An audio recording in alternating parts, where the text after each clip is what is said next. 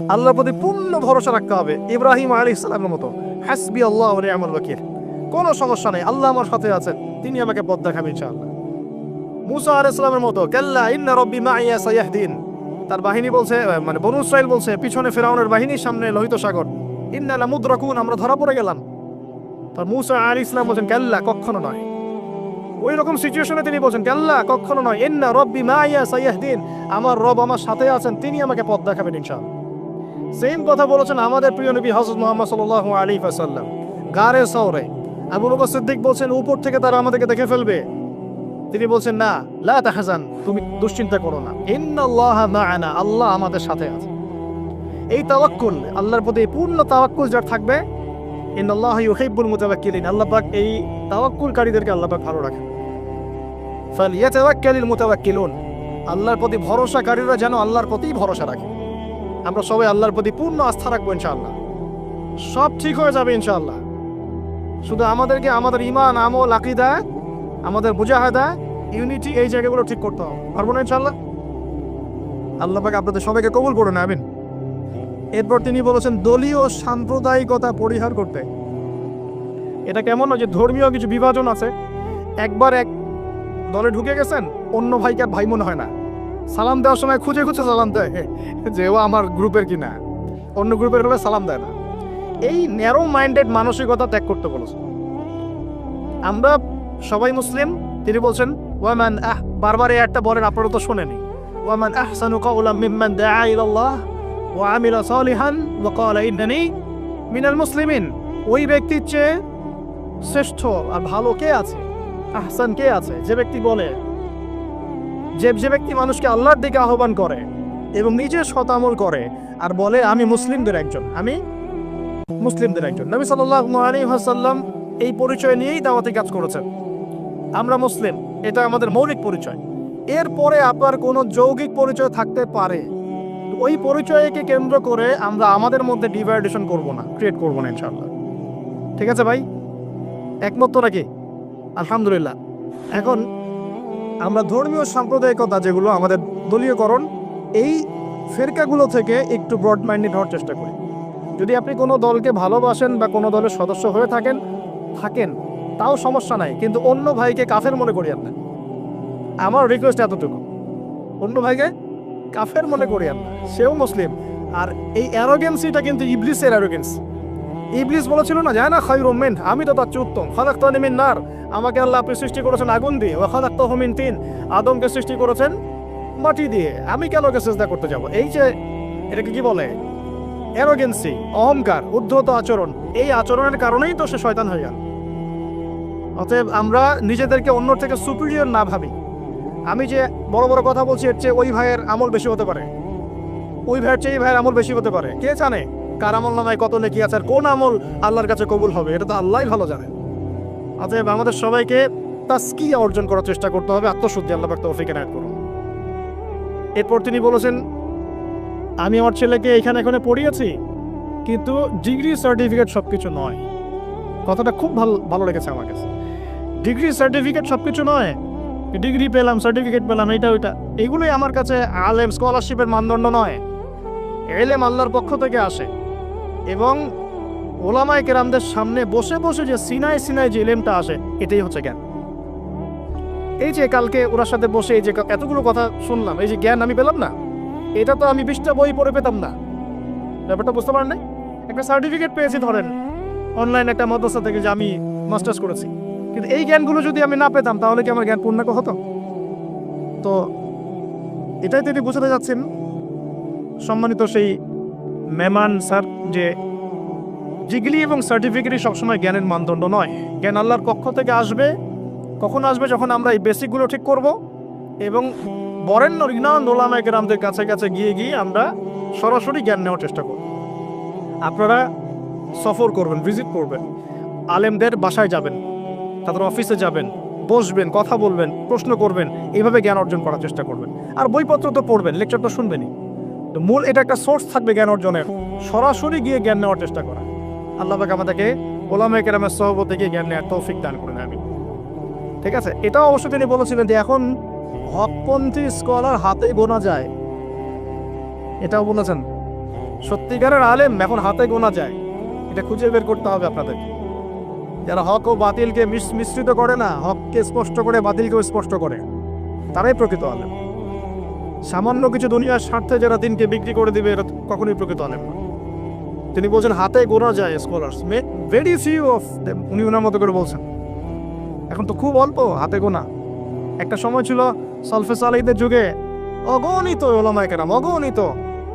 এখন সত্যি সত্যি হকপন্থী ওলামায়ে কেরাম হাতে হাতে গোনা যায়। আল্লাহ পাক তারপরে আমরা দোয়া করি, আল্লাহ পাক আমাদের সবাইকে হকপন্থী ওলামায়ে কেরামদের সোহবত দান করুন, আমিন। এরপরে আমি একটা বড় প্রশ্ন করেছিলাম, যে প্রশ্নটা আমি অনেককেই করি, যে how to establish Islam in bigger reason or global surface ইত্যাদি। উনি বলছেন, আমি এই কথাটা আমি নিজে বলেছি আগে, উনি বলছেন যে প্রথমে এত বড় চিন্তা না, প্রথমে চিন্তাটা হচ্ছে নিজের উপরে দিনটা প্রতিষ্ঠা আছে কিনা, আমি নিজের পরিবারটা ঠিক করতে পারলাম কিনা, আমি দিনের দাওয়াতি কাজ করছি কিনা অ্যাপ্রোপ্রিয়েটলি, আমি সোসাইটি চেঞ্জের কাজ করছি কিনা।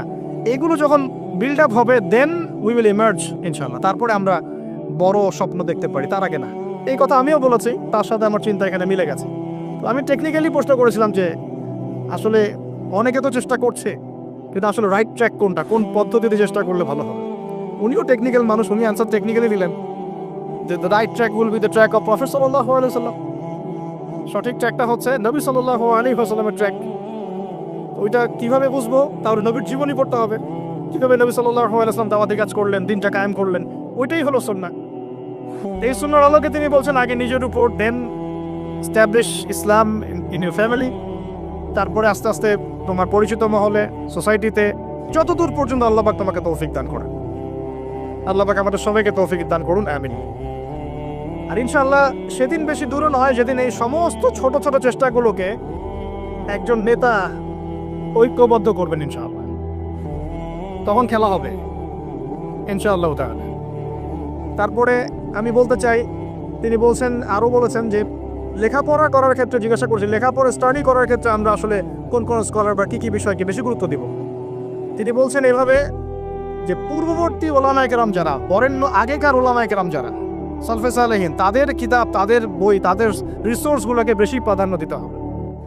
কারণ তাদের কাছে ছিল একটা সুপ্রিম নলেজ, যেটা আমাদের কাছে এখন ওইভাবে নাই, আমরা ওই বইগুলোর উপর ডিপেন্ডেন্ট। তো পূর্ববর্তী ওলামায়ে কেরাম, বরেণ্য ওলামায়ে কেরামদের কিতাবাদিগুলো মোতাআলা করতে তিনি বেশি উৎসাহিত করছেন। আমিও এটাই আপনাদেরকে নসিহত করছি, আল্লাহ পাক তৌফিক দান করুন। বাংলা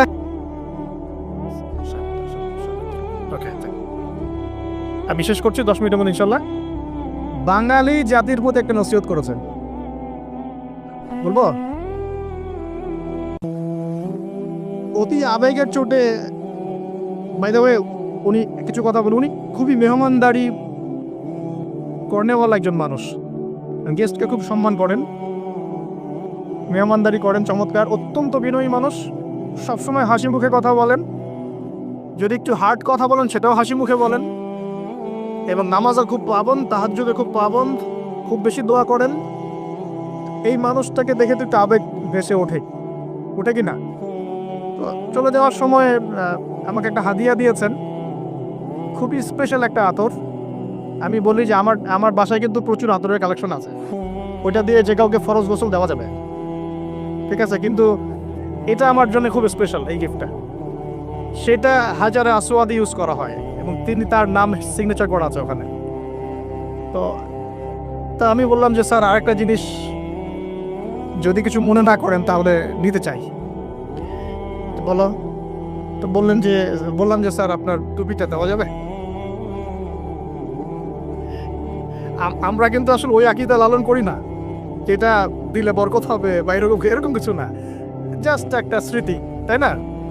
তো তিনি একটু বিরক্ত হলেন, বললেন যে তুমি লেকচারে পুরো বাঙালি জাতিকে বলবা বাংলাদেশিরা কেন টুপি চায় বারবার। মানে এই অভিজ্ঞতা তার আগেও হয়েছে আর কি, ঠিক আছে? টুপি চাইলে বাজার থেকে কিনতে বলো, 10 রিঙ্গেট, কত রিঙ্গেট লাগবে, 5 ringgit, cheap, very cheap, you can buy it বলছে।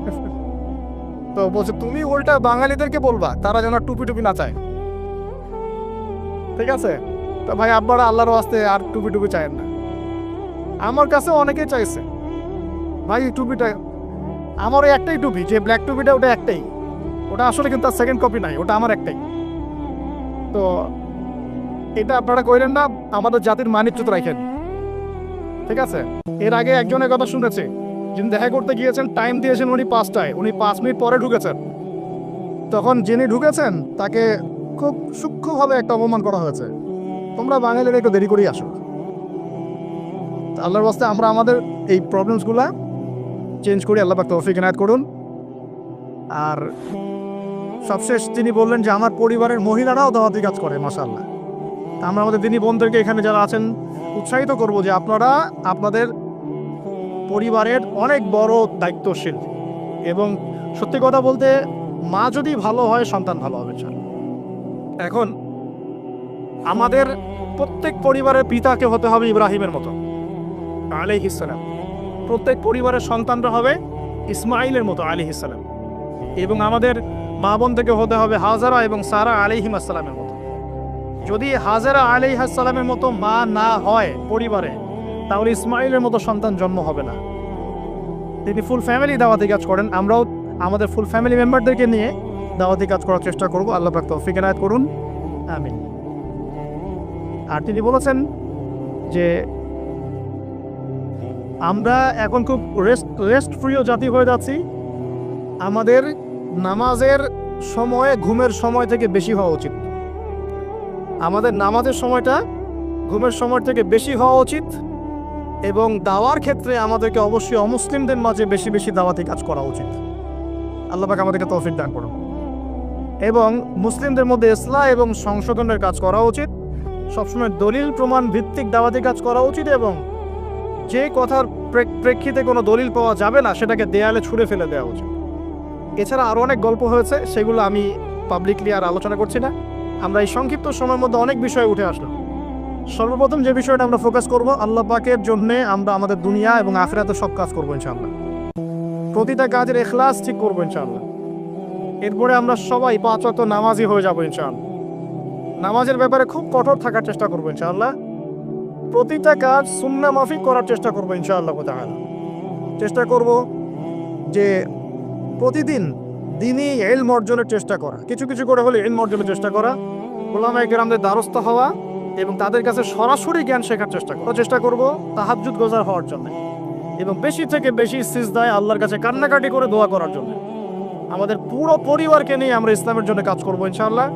সন্তানদেরকে মানুষ করবো ইনশাআল্লাহ, এমনভাবে মানুষ করব যাতে ওরা আগামী দিনে আল্লাহর জমিনে আল্লাহর দিন প্রতিষ্ঠা করতে পারে, ওদের হাতে যেন ইসলামী খেলাফত পতাকা উঠে ইনশাআল্লাহু আযজা ওয়া জাল। এবং সাম্প্রদায়িক হব না, ভেদাভেদে যাব না, বিভক্তির দিকে যাব না, আমরা একটা ঐক্যবদ্ধ প্ল্যাটফর্ম ক্রিয়েট করার চেষ্টা করবো ইনশাআল্লাহ। আল্লাহ পাক আমাদের সবাইকে কবুল করুন। আল্লাহ রাব্বুল আলামিন আজকের এই মাহফিলে যারা উপস্থিত আছেন, আল্লাহ পাক সকলের গুনাহগুলো মাফ করুন।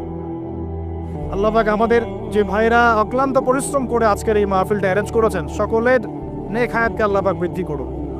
খাস করে আমাদের অডিয়েন্সের মধ্যে ইয়াং জেনারেশন যারা আছেন, আমাদের যুবক যুবতী ভাই ও বোনেরা, সবাইকে আল্লাহ পাক দ্বীনের গভীর জ্ঞান অর্জনের তৌফিক দান করুন, সেই জ্ঞানকে কাজে লাগিয়ে আমল করার তৌফিক দান করুন, এবং খুসুসি আমল বাড়িয়ে দিন, গোপন আমল বাড়িয়ে দিন, এবং উম্মাহকে ঐক্যবদ্ধ করার তৌফিক দান করুন। এই যৌবন কালটাকে আল্লাহর জন্য বিলিয়ে দেওয়ার তৌফিক দান করুন। আল্লাহ সুবহানাহু ওয়া তাআলা আগামী দিনে দ্বীন ইসলামের বিজয়ে আমাদের সবাইকে জান মাল সময় শ্রম ব্যয় করে দাওয়াত এবং জিহাদ করার তৌফিক দান করুন। আমি প্রতিটি দ্বীনি কাজের পিছনে শুধুমাত্র আল্লাহর সন্তুষ্টি উদ্দেশ্য থাকতে হবে। প্রত্যেকটা দ্বীনি কাজের পেছনে উদ্দেশ্য থাকবে শুধুমাত্র আল্লাহর সন্তুষ্টি অর্জন করা। তাই আমরা বলতে পারি আমাদের দ্বীনি কাজের যত প্রেক্ষাপট আছে, যত ক্ষেত্র আছে, এর সব কিছুর ইখলাস ঠিক থাকতে হবে। আল ইখলাস লিল্লাহ, এটা হচ্ছে সবচেয়ে প্রথম কথা। এখন আমি একটু ব্যাখ্যা করি আপনাদের সামনে ইখলাস কি। দ্বীনি ইলম শিখবো কেন, মানুষ আমাকে বড় স্কলার বলবে, এটা ভাবলেই জাহান্নামে যাওয়ার জন্য যথেষ্ট। নামাজ পড়বো কেন, মানুষ আমাকে দেখে নামাজি বলবে, জাহান্নামে যাওয়ার জন্য যথেষ্ট। যাকাত দিব কেন, মানুষ আমাকে দানবীর বলবে, না দিলে মানুষ খারাপ বলবে, আমার জাহান্নামে যাওয়ার জন্য যথেষ্ট। এখানে এসেছি, সবাই সম্মান দিচ্ছে, মনের মধ্যে একটা অহংকার চলে আসলো, আমি মনে হয় একটু সুপিরিয়র, আমি মনে হয় একটু বেটার। যথেষ্ট জাহান্নামে যাওয়ার জন্যে? যথেষ্ট। ইখলাস মানে কি? প্রতিটা দিনই কাজ শুধুমাত্র এক আল্লাহর সন্তুষ্টির জন্য হতে হবে। আল্লাহু আকবার। এটাই ইব্রাহিম আলাইহিস সালামের ওই স্টেটমেন্টের ব্যাখ্যা। কুলিন্না সলাতি, বলুন আমার সলাত, ওয়া নুসুকি, আমার স্যাক্রিফাইস, কুরবানি স্যাক্রিফাইস, ওয়া মাহইয়ায়া, আমার জীবন, আমার জীবনের সব কাজ, ওয়া মামাতি, আমার মৃত্যু, সবকিছু লিল্লাহি রাব্বিল আলামিন, একমাত্র জগৎসমূহের রব আল্লাহর জন্য। That's all. প্রিয় ভাই ও বোনেরা, যারা লেকচারটা শুনবেন অনলাইন অফলাইনে, সর্বপ্রথম নসিহত আজকের টপিকটা হচ্ছে অমূল্য কিছু নসিহত ডক্টর জাকির নায়েক স্যারের মুখ থেকে। এটা আমার লেকচার না, আজকে আমি অনুবাদ করছি। অমূল্য কিছু নসিহত ডক্টর জাকির নায়েক স্যারের মুখ থেকে। আর কনভারসেশন কিন্তু একরকম হয় না। যে ব্যক্তি কোরআনও তেলাওয়াত করতে জানে না, ইসলামের বেসিক কিছুই জানে না, তার সাথে কনভারসেশন একরকম হবে। আর যিনি একজন আলেম, দায়ী, মুহাক্কিক আলেম, তাদের সাথে কনভারসেশন একরকম হবে। তো সামারিটা এরকম। সর্বপ্রথম যে মূল্যবান নসিহত আজকে আমরা করতে চাচ্ছি নিজেদেরকে, নিজেদের পরিবারকে, আমাদের মা বোনদেরকে, আমাদের দিনী ভাইদেরকে, উম্মাকে, সেটা হলো প্রতিটা ক্ষেত্রে দিনই কাজের উদ্দেশ্য হবে শুধুমাত্র আল্লাহর সন্তুষ্টি অর্জন। এটার নাম হলো ইখলাস। এর নাম কি ভাই? ইখলাস। আল ইখলাসু বিল্লাহ আও ইখলাসু লিল্লাহ, এটা সর্বপ্রথম। এটা শুধু দিনই ক্ষেত্রেই নয়, বরং দুনিয়াবি যে কাজগুলো আমরা করি, যেমন পিতামাতার সেবা করা, চাকরি বাকরি করা, ব্যবসা বাণিজ্য করা, স্ত্রী সন্তানের ভরণ পোষণ, এই কাজগুলোতেও যদি আমরা শুধু আল্লাহর সন্তুষ্টি কামনা করি, তাহলে মানুষের কাছে কখনো কষ্ট পাবো না ইনশাআল্লাহ। আর যখনই আমরা অন্যের কাছে কিছু আশা করতে যাই, তখনই আমরা কষ্ট পাই। স্ত্রীর জন্য করছেন, প্রবাসে থেকে কষ্ট করে টাকা উপার্জন করে দেশে পাঠাচ্ছেন। এখন আপনার যদি কাজের উদ্দেশ্য থাকে স্ত্রী আমাকে বেশি ভালোবাসবে ওসিলায়, তাহলে কোনো একদিন আপনি তার ব্যবহারে কষ্ট পাবেন। আর যদি ইখলাস থাকে এরকম, আমি করছি আল্লাহর জন্যে, বিকজ আল্লাহ আমাকে দায়িত্ব দিয়েছেন, স্ত্রীর মুখে খাবার তুলে দিলেও আমি নেকি পাবো, আমি আল্লাহর সন্তুষ্টির জন্য এই কাজ করছি। এরপরে ভালোবাসা থাকবে, অবশ্যই থাকবে, স্ত্রীর প্রতি থাকবে, সন্তানের প্রতি থাকবে, পিতামাতার প্রতি থাকবে, কিন্তু ইখলাস, কাজের মূল উদ্দেশ্যটা কি? আল্লাহ পাকের সন্তুষ্টি অর্জন।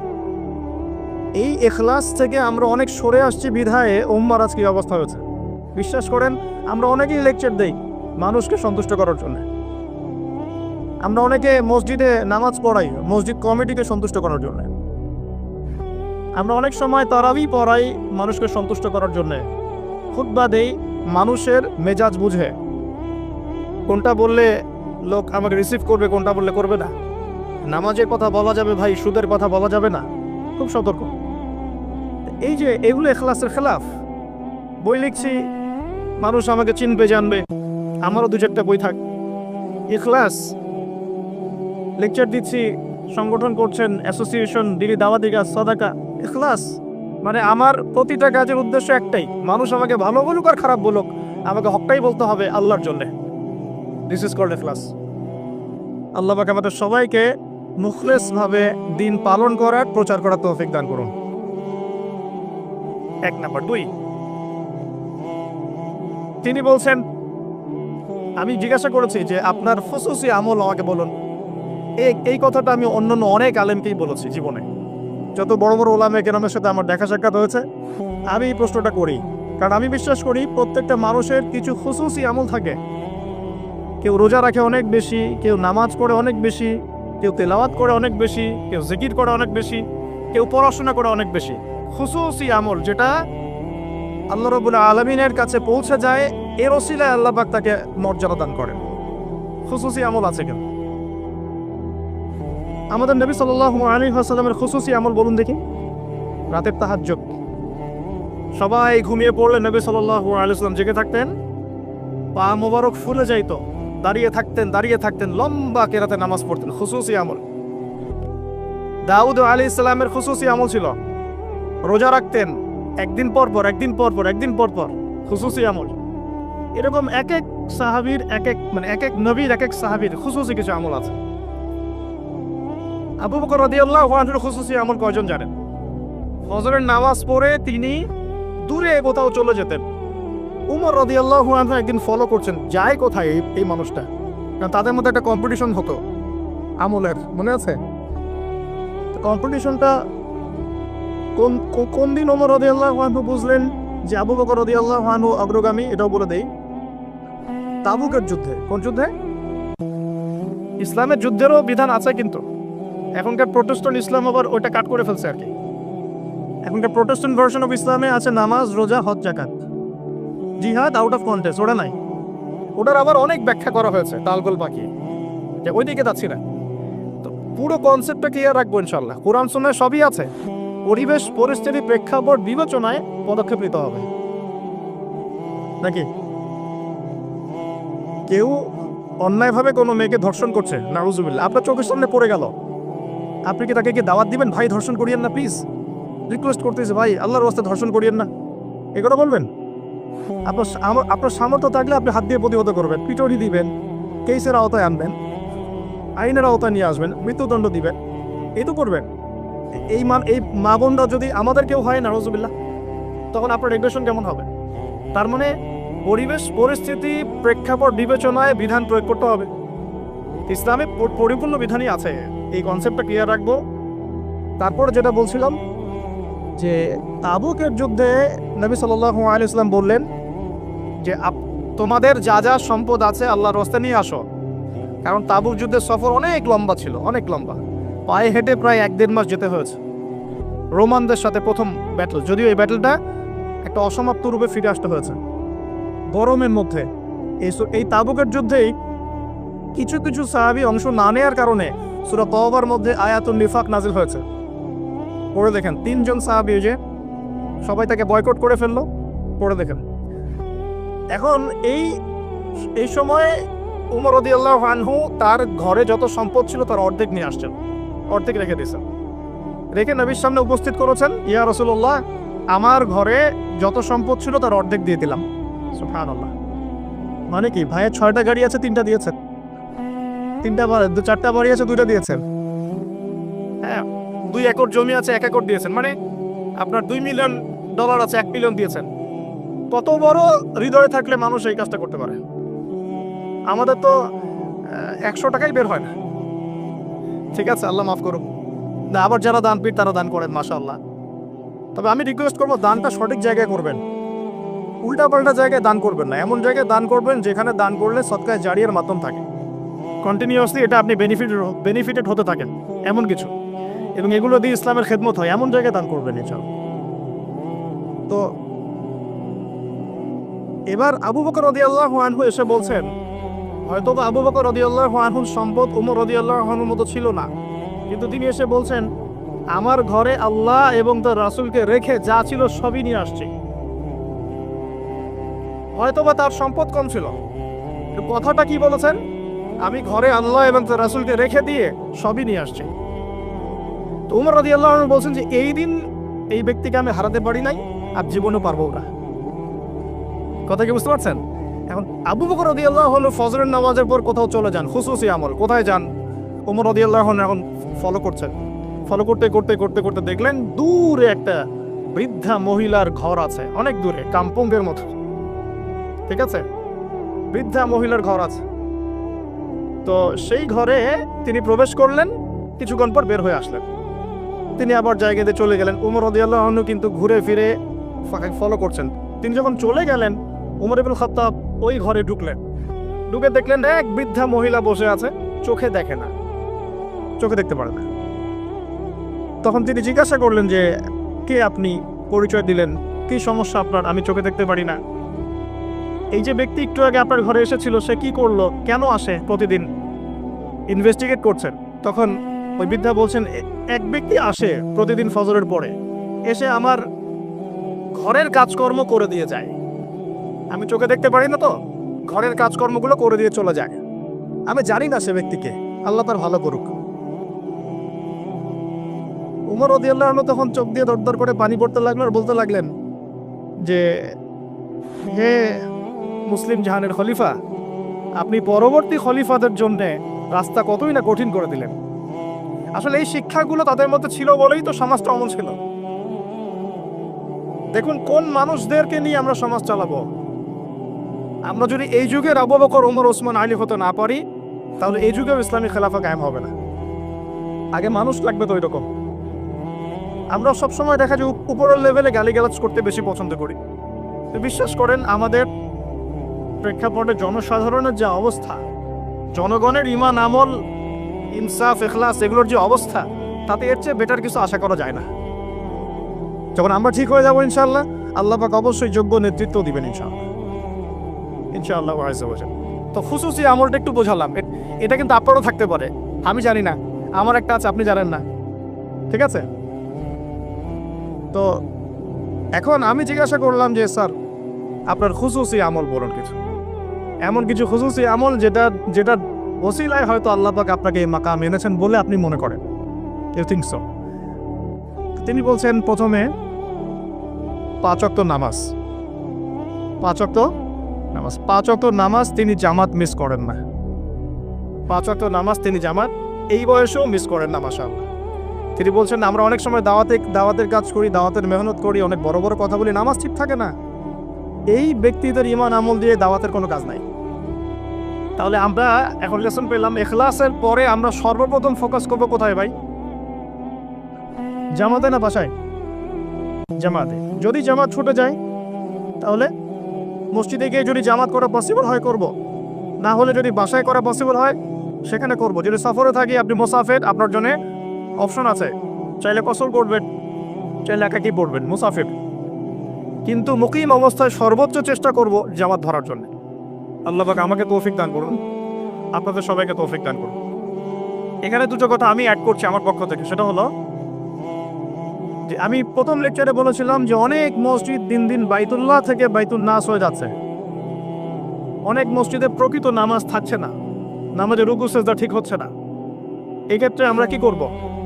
আমরা ইমাম সাহেবদেরকে নসিহা করব এবং বোঝানোর চেষ্টা করব যেন নামাজটা তারা একটু ধীর স্থিরভাবে পড়ায়। নামাজের গভীরতায় ঢোকার চেষ্টা করব, কি পড়ছি বোঝার চেষ্টা করব, কি বলছি বোঝার চেষ্টা করব। অর্থ বুঝে নামাজ পড়লে ইনশাআল্লাহ তাআলা এই নামাজ আল্লাহর আরশ পর্যন্ত পৌঁছে যাবে ইনশাআল্লাহ। আর যদি আমরা নামাজের ব্যাপারে গাফেল থাকি এবং নামাজে ফাঁকিবাজি করি, নামাজের আধ্যাত্মিকত্ব, মারিফত নষ্ট হয়ে যায়, তাহলে কিন্তু সমস্যা। আমরা যেটা করি, নামাজের ইখতিলাফি কিছু মাসআলা নিয়ে বেশি ঝগড়া করি। হাত বাঁধবো কোথায়, আমিন জোরে না আসতে, রফুল ইয়াদাইন করবো কি না, পায়ে পা লাগাবো কি লাগাবো না, সূরা ফাতিহা পড়বো কি না, ব্যাস এই তো আলোচনা, তো এতটুকুই। ইখতিলাফি মাসআলাগুলোকে নিয়ে আমরা কথা বলতে বলতে নামাজের মূল জায়গা থেকে সরে আসছি। মূল জায়গাটা আমি একটু বোঝাচ্ছি আপনাকে। মূল জায়গাটা হচ্ছে নামাজে যে কথাগুলো আমরা আল্লাহর সাথে বলছি, সুবহানাহু ওয়া তাআলার সাথে, এই কথাগুলো আমরা বুঝি কিনা, এই কথাগুলো বুঝে আমি আল্লাহকে পাচ্ছি কিনা নামাজে। নামাজ মুমিনের মেরাজ, আল্লাহর সাথে সাক্ষাৎ। কখনো কি নামাজ পড়ার পরে এই ফিলিংসটা আসছে কিনা যে আমি আল্লাহর সাথে কথা বললাম? সুবহানাল্লাহ। এখানে পরিশুদ্ধভাবে নামাজ পড়ার জন্যে অবশ্যই নামাজের অর্থ বুঝতে হবে, ধীর স্থিরতা বজায় রাখতে হবে এবং তারতিলের সাথে সময় দিয়ে দিয়ে কাজ করতে হবে। তাড়াহুড়ার কোনো প্রয়োজন নাই। ইনশাআল্লাহ দেখবেন আল্লাহর পক্ষ থেকে আল্লাহর নূর আসবে ইনশাআল্লাহ। এই নামাজেই দোয়া কবুল হবে ইনশাআল্লাহ। আল্লাহ পাক আমাদেরকে পরিপূর্ণ নামাজি হওয়ার তৌফিক দান করুন। এরপরে তিনি বলেছেন সেটা হলো তাহাজ্জুদের সালাতের কথা। কিসের কথা? তাহাজ্জুদের সালাতকে উনি অনেক বেশি গুরুত্ব দেন এবং আমাদেরকে নসিহত করেছেন আমরা যেন তাহাজ্জুদের নামাজকে গুরুত্ব দেই। এই সময় আল্লাহ রাব্বুল আলামিন প্রথম আসমানে নেমে আসেন এবং বান্দাকে আহ্বান করতে থাকেন, কে আছো আমার কাছে কিছু চাইবে, আমি তোমাকে তাই দিব। কে আছো আমাকে ডাকবে, আমি তোমার ডাকে সাড়া দিব। কে আছো আমার কাছে ইস্তেগফার করবে, আমি তোমাকে ক্ষমা করে দিব। এভাবে আল্লাহ রাব্বুল আলামিন ফজর পর্যন্ত বলতে থাকেন। অথচ আমরা এখন ঘুমাই রাত 2টায় 3টায়। আল্লাহ আমাকে মাফ করুন, আপনাদেরকে মাফ করুন। এবং রাসূল সাল্লাল্লাহু আলাইহি ওয়াসাল্লামের মতো রাত্রি যাপন করা তৌফিক দান করুন। তো এটার নবী সাল্লাল্লাহু আলাইহি ওয়াসাল্লাম 2 করে পড়তেন, 2 রাকাত, তারপর 2 রাকাত, তারপর 2 রাকাত, তারপর 2 রাকাত, শেষে বেতর, মোট 11 রাকাত। আমরা চেষ্টা করব যদি ছোট সূরা জানি সূরাগুলোকে বারবার রিপিট করার। যদি বড় সূরা কেরাতে পড়তে পারি মাশাআল্লাহ আরো ভালো। রুকুটাকে লম্বা করার, সেজদাকে লম্বা করার, এবং সিজদায় গিয়ে বেশি বেশি দোয়া করার। যেহেতু তাহাজ্জুদ একটা নফল সালাত, আপনি যদি আরবি দিয়ে দোয়া করতে নাও জানেন, তাহাজ্জুদে আপনি বাংলাতেও দোয়া করতে পারবেন ইনশাআল্লাহ। ইনশাআল্লাহ কোনো সমস্যা নেই। কিন্তু অ্যাটলিস্ট আপনি দোয়া করার চর্চা শুরু করুন, আল্লাহর কাছে সেজদায় পড়ে কান্নাকাটি করার অভ্যাস তৈরি করি। আল্লাহ তৌফিক দান করুন। এই সময় বেশি বেশি দোয়া করতে হবে। আমি এই কথাটা শুধু তার কাছেই প্রথম শুনিনি, এর আগে আরো অনেক বড় বড় আলেমরা এই কথাটাই বলেছেন যে তাহাজ্জুদ গোজার হতে হবে। আল্লাহ পাক আমাকে তাহাজ্জুদ গোজার হওয়ার তৌফিক এনায়েত করুন, আপনাদের সবাইকে তৌফিক দান। পয়েন্টস একটু বেশি, এই জন্য আমি শর্ট করছি, কারণ একটা পয়েন্টসে অনেক লম্বা কথা বলা যায়, অনেকগুলো পয়েন্টস আছে। এরপরে তিনি যেটা বলেছেন সেটা হলো প্রতিটা কাজে সুন্নাতকে অনুসরণ করা। প্রতিটা কাজে সুন্নাতকে অনুসরণ করা। ঘুমাবো, সুন্নত নাই? ঘুমানোর সুন্নত কানে হেডফোন দিয়ে গান শুনতে শুনতে ঘুমা, এখনকার সুন্নত নাকি? একটু টিভি দেখে, ইউটিউব দেখে রিল্যাক্স, মাশাআল্লাহ, আস্তাগফিরুল্লাহ। ঘুমানোর সুন্নাত কি? সম্ভব হলে একটু ওযু করে নেয়া। আচ্ছা, তারপরে সূরা ফালাক, সূরা নাস, ইখলাস পড়া, হাত দুটো একত্রিত করে ফু দিয়ে এভাবে পুরো গা মাসাহ করা। এই কাজটা আরো 2 বার করা, মানে ইন টোটাল 3 বার করা। এরপর সূরা কাফিরুন পড়া। ঘুমানোর সময় এই সূরা কাফিরুন পড়ে তাকে আল্লাহ পাক শিরক থেকে মুক্ত রাখবেন ইনশাআল্লাহ। আর শিরকের গুনাহ কিন্তু আল্লাহ মাফ করেন না। এই গুনাহ ছাড়া যে কোনো গুনাহ আল্লাহ পাক যাকে ইচ্ছা মাফ করতে পারেন, তওবা করলে সেটা আলাদা বিষয়। আর সূরা বাকারার শেষের 3টা আয়াত পড়া। নবী সাল্লাল্লাহু আলাইহি ওয়াসাল্লাম বলেছেন, সূরা বাকারার শেষের 3 আয়াত রাত্রেবেলা পড়লে সারা রাত ইবাদতের নেকি পাওয়া যায়। এখানে একটা কথা বলে নিই, যদি ঘুমাতে একটু দেরিও হয়ে যায়, 12টা বেজে গেছে মনে করেন, ওযু করে 2 রাকাত নামাজ পড়ে ঘুমিয়ে যান, ইনশাআল্লাহ আপনি রাতের বেলা দাঁড়িয়ে থাকার নেকিটা পাবেন, কিয়ামুল লাইলের নেকি পাবেন ইনশাআল্লাহ। জরুরি না যে একদম আপনাকে প্রথমে ঘুমিয়ে শেষে উঠে আবার এই প্র্যাকটিসটা প্রতিদিন করতে হবে। অনেকে হয়তো পারবে না, অনেকে জব করে, অনেক সমস্যা থাকতে পারে, অনেকে রাত্রে কাজ করে। তো দেরি হয়ে গেলে ঘুমানোর ক্ষেত্রে অ্যাটলিস্ট 2-4 রাকাত নামাজ পড়ে তারপর ঘুমিয়ে যান। পারলে আপনার স্ত্রীকে পিছনে নেন, আপনার বাচ্চাকে ডান পাশে নেন, যে জেগে আছে ওই ভাইকে পিছনে নেন, জামাত হয়ে যাবে। এই চর্চাগুলো না হলে আসলে সমাজ পরিবর্তন হবে না, পরিবারই পরিবর্তন হবে না, সমাজ তো পরের কথা। আর আমল এভাবে না বাড়ালে আমরা এই যুগের আবু বকর ওমর হতে পারবো না। আর এই যুগের আবু বকর ওমর হতে না পারলে আমাদের হাতে ইসলামের খেলাফা আসবে না। আমাদের টার্গেট খেলাফা, ওইটা টার্গেট, কিন্তু ওই জায়গায় না যাওয়া পর্যন্ত মুসলিম উম্মার কোনো শান্তি নাই। ওই জায়গায় না যাওয়া পর্যন্ত আমরা সারা বিশ্বে মাইর খেতেই থাকবো। ওই জায়গায় যখন মুসলিমরা ছিল তখন কেউ আমাদের দিকে চোখ তুলতে পারতো না, কোনো মুসলিম বোনের দিকে খারাপ নজরে তাকাতে পারতো না। আজকে কারাগারের পর কারাগার ভরে ফেলছে মুসলিম মেয়েদেরকে দিয়ে। মিডল ইস্টের খবর জানেন, ইয়েমেনের খবর রাখেন, সিরিয়ার খবর রাখেন, প্যালেস্টাইনের খবর রাখেন, সবাই জানে, ওপেন সিক্রেট, এগুলো তো নতুন করে বলার কিছু নাই। ওই জায়গা থেকে আমরা সরে আসছি বিধায় আমাদের উপর থেকে ওই কর্তৃত্বটা আল্লাহ পাক নিয়ে নিয়েছে। এটা আমাদের উপর আযাব বলা যায়, পরীক্ষা, আযাব। তো এই আমলগুলো বাড়াতে হবে, আল্লাহ পাক তৌফিক দান করুন। এবং দোয়া, এখন এই সময় প্রচুর দোয়া করতে হবে, এবং দোয়ার মধ্যে নিজের ব্যক্তি, নিজের পরিবার, নিজের সুস্বাস্থ্য, নিজের এলেম, নিজের হালাল রিজিক, হ্যাঁ, নেক আমলের তৌফিক, জীবনের লক্ষ্যগুলোর তৌফিক, পরিবারের শান্তি, উম্মার জন্য দোয়া, নির্যাতিত মুসলিম ভাই বোনদের জন্য দোয়া, হ্যাঁ, ওলামায়ে কেরাম যারা মাজলুম তাদের জন্য দোয়া। এই দোয়াগুলো থাকবে ইনশাআল্লাহ। আল্লাহ পাক আমাদেরকে বেশি বেশি দোয়া করার তৌফিক দান করুন, এবং আমাদের দোয়াগুলো আল্লাহ পাক কবুল করে নেন। তো এই তাহাজ্জুদ সম্পর্কে সংক্ষিপ্ত কিছু কথা বলার পরে বলছিলাম প্রফেটিক লাইফস্টাইল, মানে ঘুমানোর সময় সুন্নাহ, ঘুম থেকে উঠে সুন্নাহ নাই, ঘুম থেকে উঠে সুন্নাহ হোয়াটসঅ্যাপ চেক করা, কি হলো ফোনের মধ্যে নাকি? ঘুম থেকে উঠে সুন্নাহ চোখ একটু ঘষা, 3 বার মুখটা ঘষা, মুখ থেকে ঘুমের ভাব দূর করা। আলহামদুলিল্লাহিল্লাযী আহইয়ানা বা'দা মা আমাতানা ওয়া ইলাইহিন নুশুর। যদি শেষ রাত্রে ওঠেন সূরা আলী ইমরানের শেষের 10 আয়াত পড়া, এটাও সুন্নাহ। তারপরে ইস্তিনজা যাই আমরা, ইস্তিনজায় গিয়ে আগে 2 হাত কবজি পর্যন্ত ধুয়ে ফেলতে হয়, নাকে 3 বার পানি দিতে হয়, কারণ শয়তান নাকের ভেতর রাত কাটায়। এটা আমরা দেখতে পারি না, শয়তান এবং জিন শয়তান অনেক কিছু করে আমাদের সাথে। তারা আমাদেরকে বদনজর দেয়, তারা আমাদেরকে দেখে, আমাদেরকে ওয়াসওয়াসা দেয়, অনেক কিছু করে, আমরা বুঝতে পারি না। আল্লাহ পাকের ফেরেশতারা আল্লাহ পাক যদি ফেরেশতাদের মাধ্যমে এই নিরাপত্তা না দিতেন আমাদেরকে জিনরা উড়িয়ে নিয়ে চলে যেত।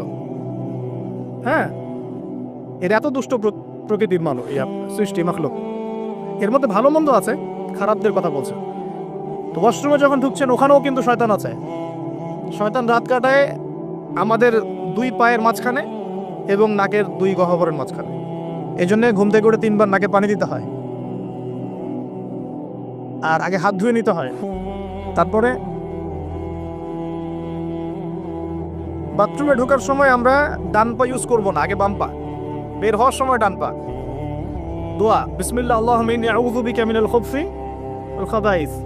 এখনকার টয়লেট যেগুলো হচ্ছে, মানে যা চলছে আর কি, ইংলিশ, এখানে নবী সাল্লাল্লাহু আলাইহি ওয়াসাল্লামের মতো বসা সম্ভব না। আমি আপনাদেরকে 100% গ্যারান্টি দিয়ে বলছি, এটা আমার ইস্তেহার, কেউ আমার সাথে একমত হতে পারে, নাও হতে পারে। ইয়াজুজ আর মাজুজের যত খাসলত আছে না, চরিত্র, এই সব চরিত্র পশ্চিমা বিশ্বের মধ্যে আছে। এটা আমার ফাইনাল স্টেটমেন্ট। ইয়াজুজ আর মাজুজের চরিত্র, আমি বলিনি যে এরাই তারা, তা বলি নাই, বলেছি এদের ইয়াজুজ মাজুজের যে চরিত্রটা, এই পুরোটাই পশ্চিমাদের মধ্যে আছে। বাথরুমের টয়লেট থেকে নিয়ে ওয়ার্ল্ড অ্যাফেয়ার্স পর্যন্ত এরা চেঞ্জ করে ফেলেছে, ওদের নিজের মতো করে ফেলেছে, আর আমরা এটা ফলো করছি। নবী সাল্লাল্লাহু আলাইহি ওয়াসাল্লাম বসতেন বাম পায়ে ভর দিয়ে, ডান পা খাড়া করে। যে কোনো আলেমদেরকে জিজ্ঞাসা করবেন, হাদিসের কিতাব মোতালা করবেন, বাম পায়ে ভর দিয়ে ডান পাটা একটু উঁচু করে, এইভাবে যারা বসে তাদের মানে টয়লেটটা খুব ক্লিয়ার হয়, খুব সুন্দর মতো হয়ে যায়। এখন আপনি কিভাবে ইংলিশ টয়লেটে বসবেন এভাবে আমাকে বলেন? উঠে বসতে গেলে তো ব্রেক শেষ, আপনি নিজেই ফিরতে পেতাম। তো আবার কিছু দেখলাম যে বোল রেখে দেওয়া হয়েছে, দাঁড়ায় করতে হবে, 1 নম্বর লাগলে দাঁড়ায় করতে হবে, আর সবগুলো সেম মাপ, আর মানুষ কেউ লম্বা কেউ খাটো, আর কারো যদি সেম না হয় তাহলে কি করবে? এটা একটা বিষয়।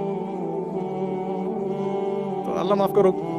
দেখেন, প্রতিটা জায়গাতেই সুন্নতের খেলাফ কাজ হচ্ছে, আর এখানে কিভাবে আমি তো মাঝে এগুলো ইউজ করতে বাধ্য হই, আর মনে গালি দিই ওদেরকে, মনে গালি দিই, গায়রিল মাগদুবি আলাইহিম ওয়ালাদ-দাল্লিন, গায়রিল মাগদুবি আলাইহিম ওয়ালাদ-দাল্লিন, মাগদুব আর দাল্লিন, সব জায়গায় ফিতনা সৃষ্টি করে দিয়েছে। এগুলোতে যে পরিমাণ পানি অপচয় হয়, আপনি শাওয়ার নিচ্ছেন, ছেড়ে দিলেন, বালতির পর বালতি পানি চলে যাচ্ছে শাওয়ার নিতে। নবী সাল্লাল্লাহু আলাইহি ওয়াসাল্লাম পাত্রের মধ্যে পানি নিয়ে শাওয়ার নিতেন, পানির অপচয় হতো না। ইভেন আমরা এখন ওযু করি, আমরা নিজেরাও তো করে ফেলি, ছেড়ে দিলাম, ওযু করতেই আসি, 1 বালতি পানিতে ওযু করে ফেলছি। সব জায়গায় সমস্যা হচ্ছে। তো সুন্নাহ লাইফস্টাইল মানে কি? প্রতিটা সুন্নাহ আমাকে ধরতে হবে, তো বুঝতে হবে। আল্লাহ পাক আমাদেরকে তৌফিক দান করুন। তো দেখেন, ওয়াশরুম নিয়ে আর কি আর বলবো, এটা তো এখন আপনি অ্যাভয়েডও করতে পারবেন না। না হলে আর কি করতে হবে? বাগানে চলে যেতে হবে আপনাকে, আরেক সমস্যা। আস্তাগফিরুল্লাহ। তো কেন বললাম? কারণ আমার একটু আগে ওয়াশরুমে যাওয়ার প্রয়োজন ছিল, আমি চাইতে পারি নাই, কারণ এখানে কোনো বাংলা কিছু পাইলাম না, সব ইংলিশ।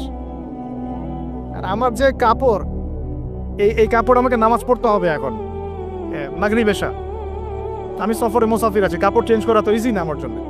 এখন ওইখানে কতজন ইউজ করে গিয়েছে, ওইখানে বসার পরে আমার এই কাপড় চোপড় পাক থাকবে কিনা, এটা সন্দেহ না? আপনারা তো খুব ভালো করে জানেন কবরের শাস্তি হয় মূলত 2টা কারণে। যত বেশি কবরের শাস্তি হচ্ছে এখন, সব কিন্তু বড় পাপের কারণে হচ্ছে না। 2টা কারণ মেজর। একটা হচ্ছে পেশাবের অপবিত্রতা থেকে পবিত্র না হওয়া, পেশাবের ছিটা ফোটা থেকে পবিত্র না হওয়া। আর একটা হচ্ছে চগলখুরি করা। কি করা? মানে চগলখুরি বুঝতে পারছি কিনা, একজনের কথা আরেকজনের কাছে লাগানো, যেটা গণতান্ত্রিক সুন্নাহ। এটা কিন্তু গণতান্ত্রিক সুন্নাহ, মানে পলিটিক্স আপনাকে করতে হলে এই সুন্নাহই ফলো করতে হবে। এর কথা ওরে বলতে হবে, ওর কথা ওরা বলতে হবে, নাহলে তো পথ থাকবে না। পথ তো এখন সব হিরো আলমদের। মাশাআল্লাহ, মাঝে মনটা চায় যে আমরা দাঁড়াই। এরা যদি দাঁড়াইতে পারে তাহলে আমরা পারি না কেন? কি সমস্যা? পড়াশোনা কি করি নাই কিছুই? অ্যাটলিস্ট ওর তো ভালো বুঝবো। সুবহানাল্লাহ। যাই হোক, ওইদিকে না যাই, না হলে আবার কখন গায়েব হয়ে যায় বলা যায় না। ঠিক আছে, আচ্ছা, আস্তাগফিরুল্লাহ। তো প্রিয় ভাইরা, প্রফিটিক লাইফস্টাইল প্রতিটা জায়গায়, ঘুম থেকে ওঠা, ওয়াশরুম যাওয়া, বের হলাম, বের হয়ে অজু করে ফেলেছেন, এখন অজু করার যখনই অজু করবেন ওই অজু দিয়ে 2 রাকাত নামাজ পড়ার চেষ্টা করেন। নবীজি যখন জান্নাতে মেরাজের রাতে জান্নাতে গিয়েছেন, নবীজি সাল্লাল্লাহু আলাইহি ওয়াসাল্লাম বলেছেন, আমি যখনই জান্নাত গিয়েছি, মানে আমাকে যখনই জান্নাত দেখানো হয় তখনই আমি বেলাল তোমার পায়ের শব্দ শুনতে পারি। সুবহানাল্লাহ। হে বেলাল, তুমি কি এমন আমল করো আমার আগে আগে তোমার পায়ের শব্দ শুনতে পারি? তো বেলাল রাদিয়াল্লাহু আনহু বলছেন, ইয়া রাসূলুল্লাহ, আমি তো আপনি যে আমল শিখিয়ে দিয়েছেন এগুলাই করি, এক্সট্রা তো কিছু করি না। শুধু একটা কাজ আমি করি। কি সেটা? তিনি বলছেন, আমি যখনই অজু ছুটে যায় অজু করি, আমি যখনই ইস্তেনজা করি, অজু ছুটে যায় অজু করার চেষ্টা করি, ওই অজু দিয়ে আমি 2 রাকাত তাহিয়াতুল ওযু নামাজ পড়ি। নবীজি বলছেন, হয়তো এই কারণেই তোমার এই মর্তবা দেওয়া হয়েছে। সুবহানাল্লাহ। আল্লাহ পাক আমাদেরকে আমল করার তৌফিক দান। এরপর সালাতে যাবেন, সালাতটা নবীর মতো করে, সালাত শেষ একটু কোরআন তেলাওয়াত করলেন, দিনই পড়াশোনা করলেন, কোনো স্কলারের লেকচার শুনলেন, এবার নাস্তা করতে আসছেন। নাস্তার টেবিলে আসলে তো আর সুন্নতের খেলাফ, সুন্নতের কোনো কথাই মনে থাকে না। আর আমি আপনাদের কমিউনিটির মধ্যে এসে দেখলাম সবাই খুব ভোজন রসিক, মাশাআল্লাহ। হ্যাঁ মাশাআল্লাহ, ভালো, খারাপ না, একটা এজ থাকে খাওয়ার। তবে খাওয়ার ক্ষেত্রে এই দুটো হাদিস মাথায় রাখবেন। এক, নবী সাল্লাল্লাহু আলাইহি ওয়াসাল্লাম বলেছেন, একজন মুমিন মানদার এতটুকু খাওয়ার যথেষ্ট যা দিয়ে সে কোমর সোজা করে আল্লাহর ইবাদত করতে পারে। আর এই পুরো ওয়ার্ল্ডটাই এখন এই কয়েকটা জিনিসের উপর টিকে আছে: খাওয়া, ফ্রি সেক্সুয়াল সম্পর্ক, জুলুম, পলিটিক্যাল জুলুম। খাবে, ওপেন সেক্স করবে, মদপান করবে, হ্যাঁ, পরকালে কনসেপ্ট ভুলে এই দুনিয়ার জীবনে যা যা পাওয়া যায়, মদ, ক্যাসিনো, জুয়া, খাওয়া, নারী, আর মুসলিমদেরকে মারোয়ার কাটো। আর শয়তানি একটা শাসন শুরু হয়েছে। তো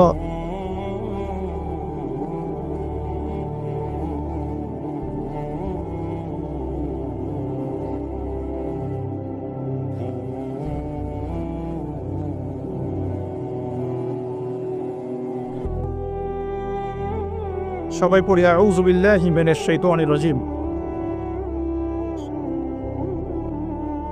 তো যেটা বলছিলাম যে খাওয়ার ক্ষেত্রে কয়টা হাদিস মনে রাখবেন ভাই?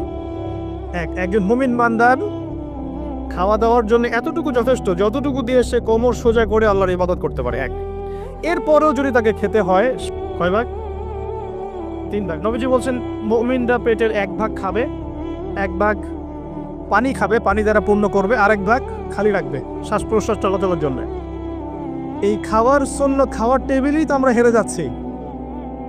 আমরা তো খাওয়ার টেবিলেই হেরে যাচ্ছি। আমরা যুদ্ধের মাঠে জিতবো কিভাবে? এক সাহাবী খেজুর খাচ্ছিলেন বদরের যুদ্ধের সময়, এটা আপনার রাহিকুল মাখতুম গ্রন্থে পাবেন। খেজুর খাচ্ছেন, সৈন্য বিন্যাস করা হচ্ছে, নবীজি ভাষণ দিচ্ছেন, ওয়াসারিউ ইলা মাগফিরাতিন মির রাব্বিকুম ওয়া জান্নাহ, ওয়াসারিউ ইলা মাগফিরাতিন মির রাব্বিকুম ওয়া জান্নাহ আরদুহা কাআরদিস সামাই ওয়াল আরদ উইদ্দাত লিল মুত্তাকিন। এরকম আয়াতগুলো পড়ছেন। ওই সাহাবী শুনে হাতের খেজুরগুলো ছুঁড়ে ফেলে দিলেন, দিয়ে ছুটলেন সামনে। একজন সাহাবী তার আগে বলেছিলেন যে খাবার শেষ করো। তিনি বলছিলেন যে এগুলো খেতে অনেক সময় লেগে যাবে। বীর বিক্রমে যুদ্ধ করেছে এই সাহাবী, শহীদ হয়ে গেছে। তো খাবার ভোগ বিলাসটাকে তারা কিভাবে দেখতেন আর কি একটু দেখালাম, কিভাবে তারা এটাকে মানে জাস্টিফাই করতেন। এখন ওমর রাদিয়াল্লাহু আনহু একটা কথা মনে পড়ে গেল। ওমর রাদিয়াল্লাহু আনহুর সময় একটা দুর্ভিক্ষ হয়েছিল, কিন্তু তো ওই সময়ে জনগণ খাওয়ার সংকটে ভুগছে বলে খলিফাতুল মুসলিমিন ওমর রাদিয়াল্লাহু আনহু দীর্ঘদিন শুধুমাত্র রুটি আর জাইতুনের তেল খেয়েছিলেন। শুধুমাত্র রুটি আর জাইতুনের তেল। শাসক কাকে বলে? মুসলিম শাসক। হ্যাঁ, আমাদের সমাজেও আছে মাশাআল্লাহ। দুর্ভিক্ষ যখন হয় তখন তারা সিঙ্গাপুর এই সেই ঘুরে বেড়ায় মাশাআল্লাহ। হ্যাঁ, টোটালি উল্টা। আর জনগণের ঘরে খাবার থাক না থাকে, আমার ঘর ফিল আপ থাকলে হইল। আর জ্বর হলেই সিঙ্গাপুর, হাত ভাঙলে কানাডা। হ্যাঁ, ভিতরে আরো বড় সমস্যা হইলে আরো বড় বড় রাষ্ট্র যেগুলো, ওখান থেকে আবার সুস্থ হয়ে আসে এসে মাশাআল্লাহ আবার শুরু হয়ে যা তাই। আল্লাহ পাক তাদেরকে হেদায়েত দান করো, দোয়া করি।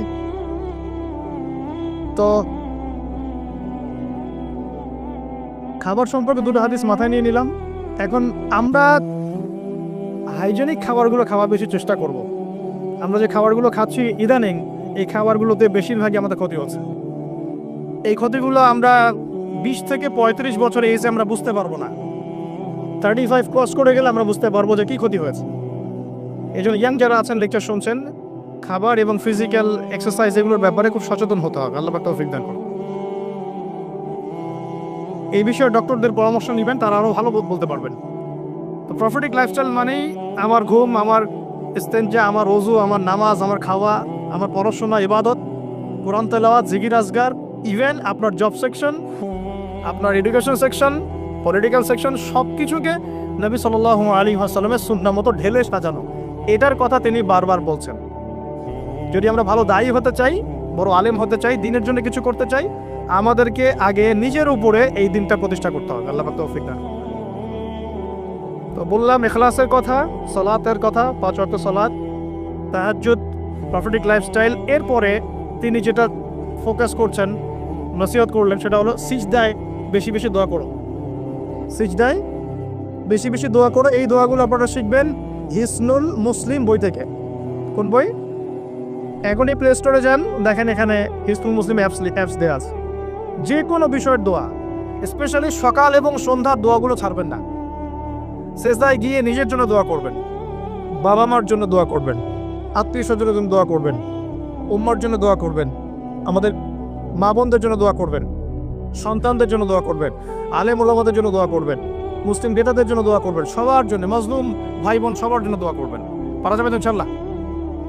এবং আরবি দিয়ে দোয়া করলে বেশি ভালো, এই কারণে যে আল্লাহ পাক এই ভাষায় কোরআন নাজিল করেছেন।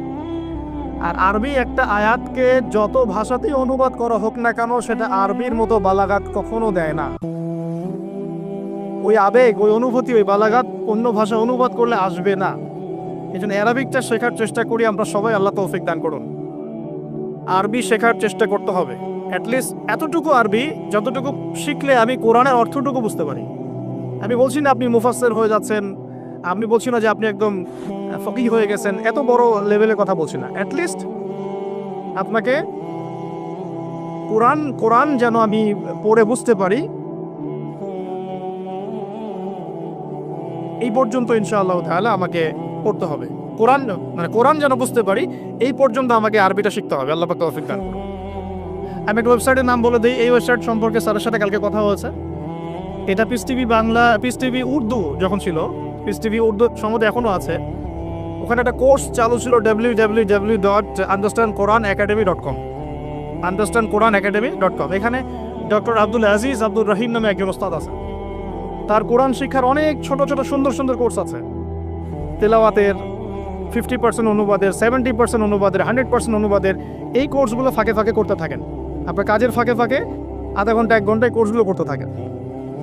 ইনশাআল্লাহ এখানে একটা অ্যানাউন্সমেন্ট আমিও দিয়ে দিচ্ছি যে মালয়েশিয়া সফরের এই বরকতময় সময়ে আমি এই অ্যানাউন্সমেন্টটাও দিতে খুব আনন্দ ফিল করছি যে ইনশাআল্লাহ আমরা অনলাইনে একটা অনলাইন মাদ্রাসা খুলবো। ইনশাআল্লাহ ইসলামিক অনলাইন মাদ্রাসার মতো একটা অনলাইন মাদ্রাসা খুলব। নাম ফিক্স করেছি আমরা এভাবে, তোহা জিন্নুরাইন ইসলামিক অনলাইন মাদ্রাসা। এখানে আমরা জেনারেল শিক্ষিত ভাই বোনদের জন্য কোর্সের পর কোর্স লঞ্চ করবো ইনশাআল্লাহ। প্রথমে কোরআন শিক্ষার কোর্স, আরবি ভাষা শিক্ষার কোর্স, আরবি ব্যাকরণ শিক্ষার কোর্স, কোরআনের অনুবাদ শিক্ষার কোর্স, হাদিস 100 হাদিস শিখুন, ইসলামের ইতিহাসের উপর কোর্স, ইসলামিক ইকোনমিক্সের উপর কোর্স। এভাবে গ্র্যাজুয়ালি আস্তে আস্তে আস্তে আস্তে লেভেল 1, 2, 3, 4 করতে করতে আমরা 6টা লেভেল পর্যন্ত চিন্তা করেছি। 6 লেভেল পর্যন্ত যাওয়ার পরে ইনশাল্লাহ আপনি একজন দায়ী, একজন মধ্যম মানের আলেম, মানে আমি তো বলছি বড় আলেম আমি আপনাকে বানাতে পারবো না, মধ্যম মানের আলেম, দায়ী, দিনের বুঝওয়ালা মানুষ, এই লেভেল পর্যন্ত আপনার জ্ঞান পৌঁছে যাবে ইনশাআল্লাহ। আর এখানে শুধু আমি নিজেই ইনভলভ তা নয়, আমি শুধু ক্লাস নেব এমন নয়, মহিলাদের জন্য মহিলা টিচার থাকবেন। আমি ছাড়া আরও অনেক বরেণ্য ওলামায়ে কেরাম এখানে ক্লাস নেবেন ইনশাআল্লাহ। আল্লাহ পাক আপনাদের সবাইকে সেই কোর্সগুলো এনরোল করা তৌফিক দান করুন। আমিন। তো এই জিনিসগুলো শেখা উচিত। দোয়াগুলো বেশি বেশি সেজদায় করবেন। সেজদায় যদি আপনি আরবিতে দোয়া করতে না জানেন, সেক্ষেত্রে নফল সালাতে আপনি বাংলায় দোয়া করতে পারবেন ইনশাআল্লাহ। এটা নিয়ে অনেকের মধ্যে একটা কনফিউশন আছে। আজকে কনফিউশন ক্লিয়ার করলাম। ফরজ নামাজে বাংলা ভাষা ইউজ করবেন না।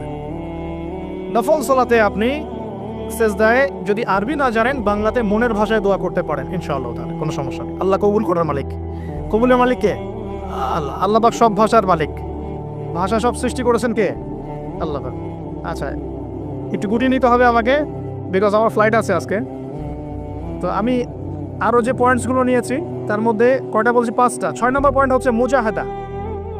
তিনি বলেছেন এই আয়াত থেকে, ওয়াল্লাযীনা জাহাদু ফিনা লানাহদিয়ান্নাহুম সুবুলানা। সূরা আনকাবুতের শেষের দিকে আছে, আল্লাহ পাক বলেছেন যারা আমার পথে প্রচেষ্টা চালায়, যারা আমার দ্বীনের পথে চেষ্টা করে, প্রচেষ্টা চালায়, আমি আল্লাহ তাদেরকে হেদায়েত দান করি। সুবহানাল্লাহ। আমি আল্লাহ তাদেরকে পথ দেখাই।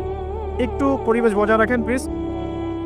ওয়াল্লাযীনা জাহাদু ফিনা লানাহদিয়ান্নাহুম সুবুলানা। যারা আমার জন্য, আমার দ্বীনের জন্য আমার পথে প্রচেষ্টা চালাবে, স্ট্রাইভ করবে, আমি আল্লাহ তাদেরকে পথ দেখাবো ইনশাআল্লাহ। আমি জিজ্ঞাসা করেছিলাম যে কিভাবে আপনার মতো হতে পারি, তো তিনি বললেন এক কথার এক ফাঁকে যে মুজাহাদা, মুজাহাদা খুব বেশি প্রচেষ্টা। এই বয়সেও বলছেন খুব বেশি প্রচেষ্টা, মানে ইখলাস ঠিক রেখে, নামাজ কালাম ঠিক রেখে, তাহাজ্জুদ ঠিক রেখে, দোয়া কালাম ঠিক রেখে খুব বেশি প্রচেষ্টা চালাতে হবে। গঠনমূলকভাবে প্রচেষ্টা চালালে যে ফলাফল পাওয়া যায় আজকের এই মাহফিলেতে তার প্রমাণ। আপনারা কি এটা সাকসেস করার জন্য চেষ্টা করেন নাই? কষ্ট করেছেন, শ্রম দিয়েছেন, অর্থ দিয়েছেন, ভলেন্টিয়ার ক্রিয়েট করেছেন, আজকে মাশাআল্লাহ এত সুন্দর একটা পরিবেশ। এভাবে সারা দুনিয়াতে দিন প্রতিষ্ঠা করা সম্ভব হবে ইনশাআল্লাহ, যদি আমরা সবাই যার যার জায়গা থেকে প্রচেষ্টাটা সর্বোচ্চ রাখি এবং ঐক্যবদ্ধ হওয়ার চেষ্টা করি। আমাদের মধ্যে বারবার এক কথাই বলছি আমি, অনেক মত পার্থক্য থাকতে পারে, কিন্তু তারপরেও আমরা ঐক্যবদ্ধ থাকবো ইনশাআল্লাহ। সবার মতামতকে সম্মান করব, মাযহাবি ফিকহটাকে সম্মান করব। ওই ভাই শাফিঈ মাযহাব মানে আমি হানাফি ফিকহ ফলো করি, কোনো সমস্যা নাই। ওই ভাই হানাফি মাযহাব মানে ওই ভাই হাম্বলি মাযহাব মানে, কোনো সমস্যা নাই। অ্যাটলিস্ট একজন ইমামকে তো সে ফলো করছে, তারপরে আমরা সবাই ভাই ভাই হয়ে থাকবো ইনশাআল্লাহ। ইখতিলাফ থাকতে পারে, তার মতকে সম্মান করব, আমার মতকে সে সম্মান করবে, এই মানসিকতা তৈরি করতে হবে। আল্লাহ পাক তৌফিক এনায়েত করুক।